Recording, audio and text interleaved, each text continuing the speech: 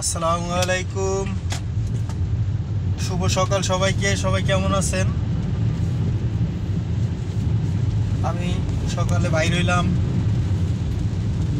বৃষ্টির ভিতরে স্কুল আছে, স্কুলে নামাইলাম, নামায় এখন বাসার দিকে যাইতেছি।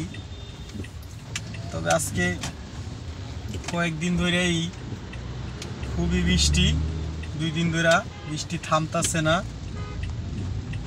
মনে হয় আজকে থামবে কি না তাও শিওর বলা যাচ্ছে না। বৃষ্টির ভিতরে আবার একটা জিনিস কি, সকাল সকাল গাড়ি চালা খুবই মজা।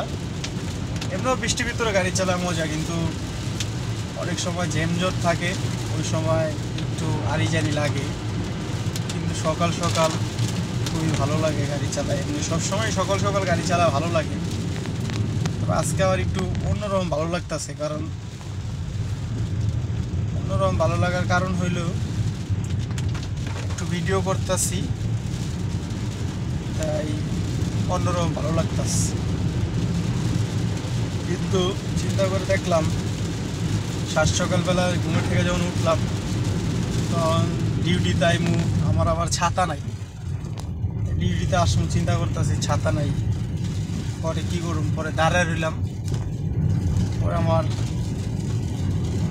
স্যার, আমি যে গাড়ি চালাই, আমার স্যার আমাকে ফোন দিল যে তুমি কোথায়।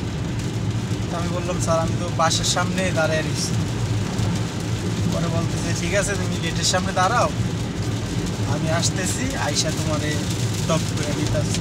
পরে আসলো, আইসা স্যারও টপ করে নিল। এসে আপনার এই ডিউটিতে গেলাম।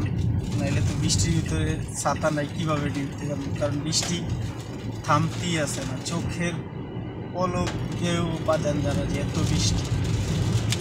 2 দিন ধরে রাখা প্রচুর বৃষ্টি এত পরিমাণ, মানে গাড়ি গ্লাসগুলো যাইতেছে, দেখা যায়। তারপর ইনশাল্লাহ আমরা চালাইতেছি, অভিজ্ঞ আছে আমাদের, ওইভাবে আর কি আমরা চালাই নিতে আসি। তবে আপনাদের মাঝে শেয়ার করার কারণ হইল, অনেক দিন যাবৎ ভিডিও করি না, চিন্তা করলাম যে একটা ভিডিও করি, এটা ফেসবুকে পোস্ট করি, এই ভাই বেড়াদার সাড়া দেয় কিনা, এই আর কি।